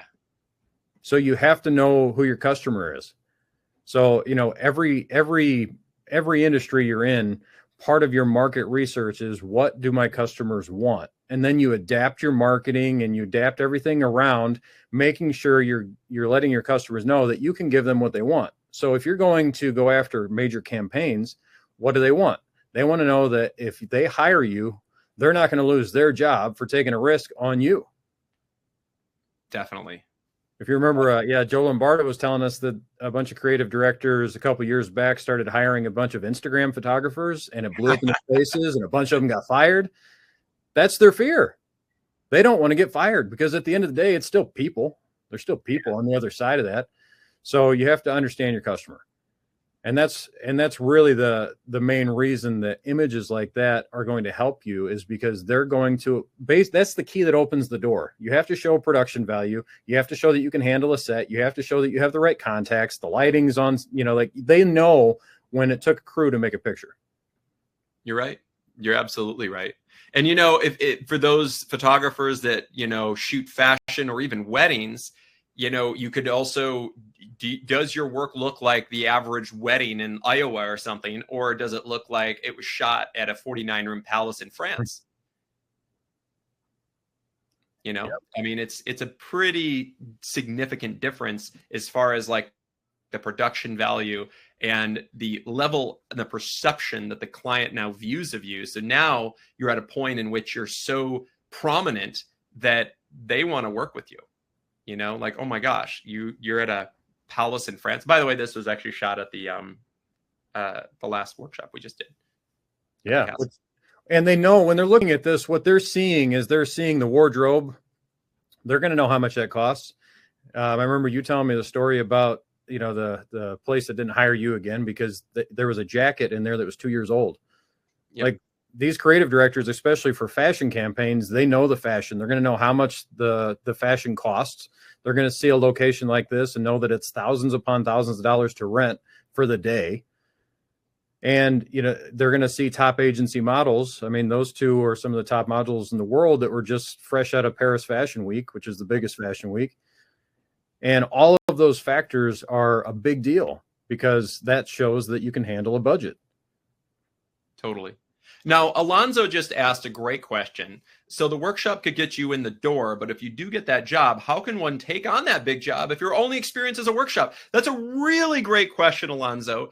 We have this happen all the time. So for instance, what do you think is going to happen when McCall lands this massive campaign? I think it's actually in the 7 figures, the campaign that he's talking about, that he was just talking about. If he lands that, he's going to call me.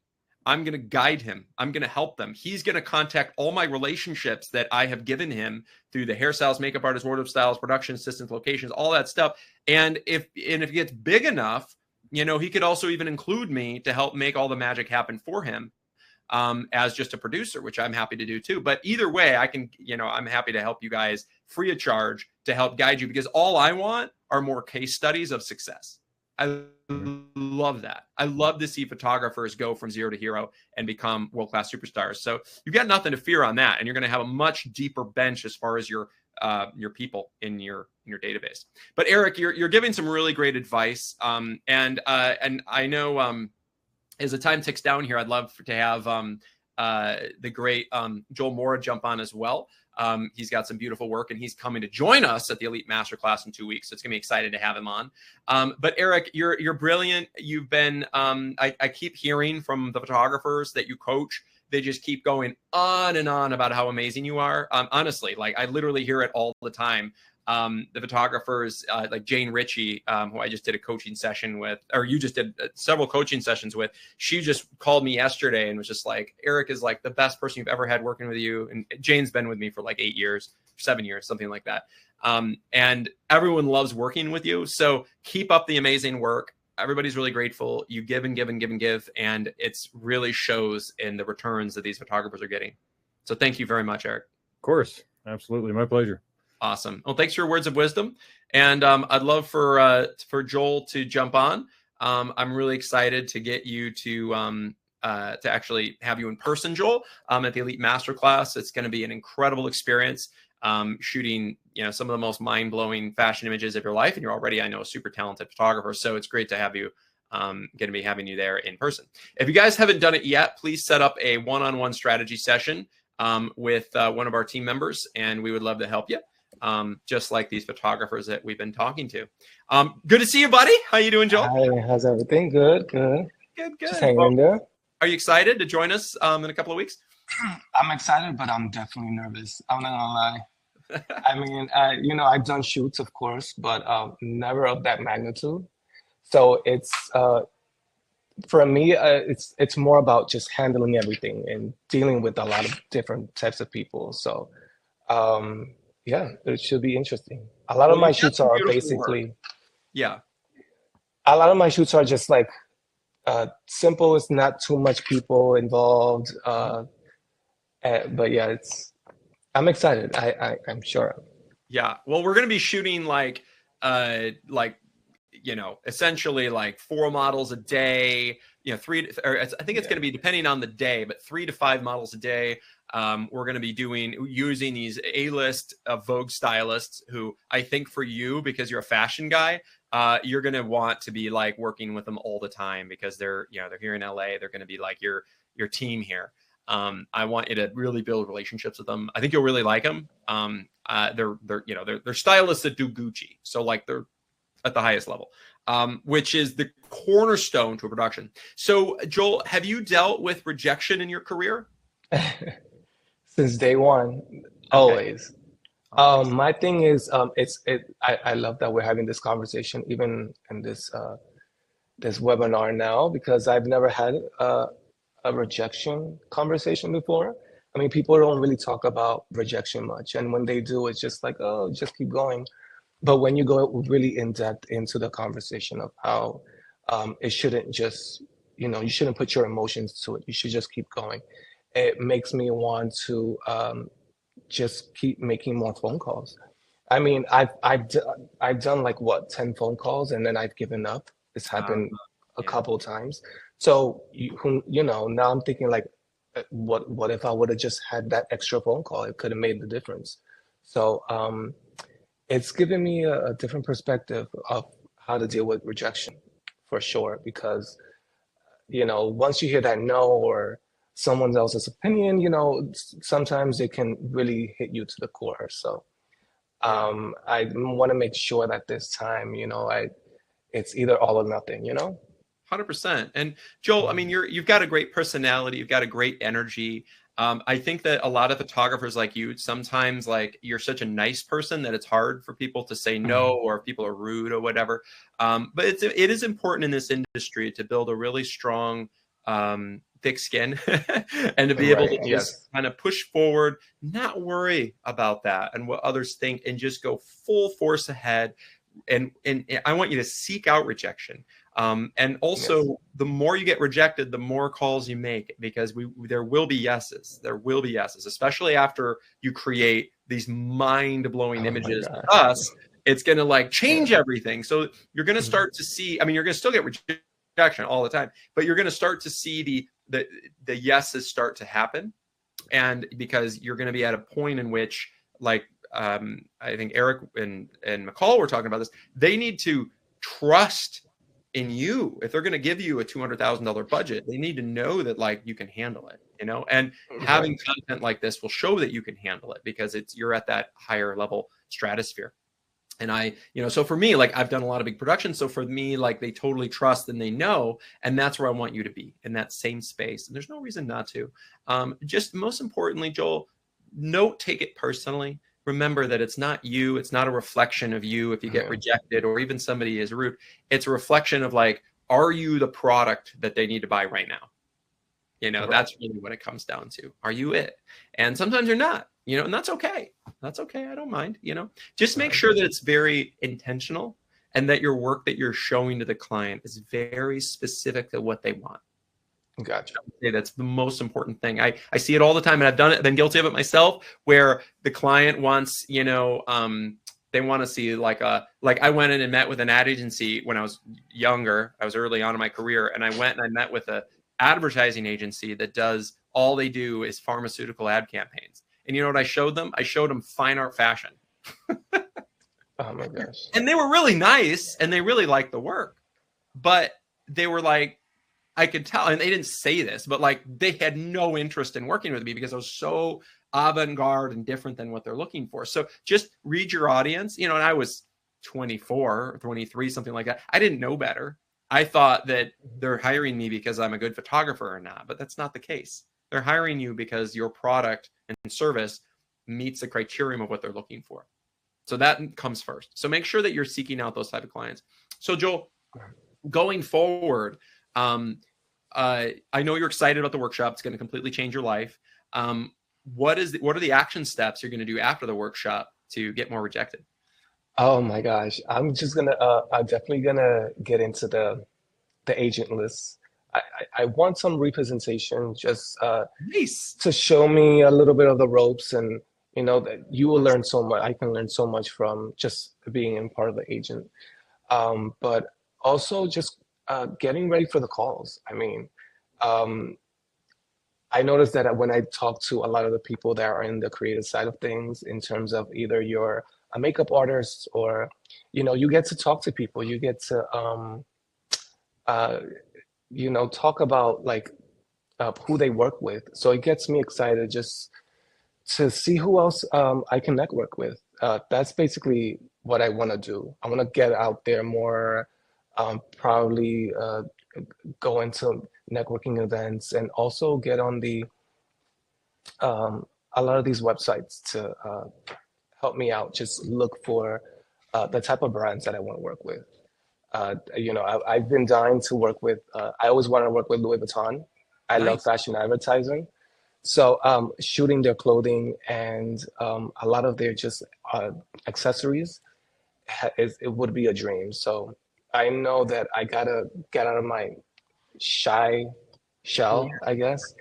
And that takes time, and that takes just getting myself out there. So I think this workshop is really gonna put me, it's gonna be a shocker for sure. But I think that's what I need, because me being where I'm at now, not really being exposed to the type of level of work that I want to do, it's gonna just be more of a hinder than anything else. So awesome. yeah. Well, I can't wait to work with you, Joel. It's gonna be incredible, and we're here every step of the way, before the workshop, during the workshop, and even after the workshop, to help you achieve your goals. And that's what we're here for. That's why the Photography Workshop Series has been the most elite workshop in the world for the last 16 years. And we've had such incredible success because we stick with our photographers, where it's really important to me that you succeed. But thank you so much, and I can't wait to see you. All right. Take care, Joel. All right. Take care. All right, guys. Thank you guys so much for joining me on this special photographic webinar, specifically on overcoming rejection and how to handle that and how to go forward, move forward, shift your mindset, and continue going after what's next and what you want to achieve in your career. Just remember, it is all about mindset. It is all about tenacity, how much you push yourself. And the more no's you get, the more yeses you're going to receive. So just get as many no's as you can and keep chalking it up, because it will pay off in the end. Just know that it will always pay off in the end. Thank you guys so much for joining me, and I can't wait to see you at one of these elite experiences. And I want you guys to be rejected. Take care, guys.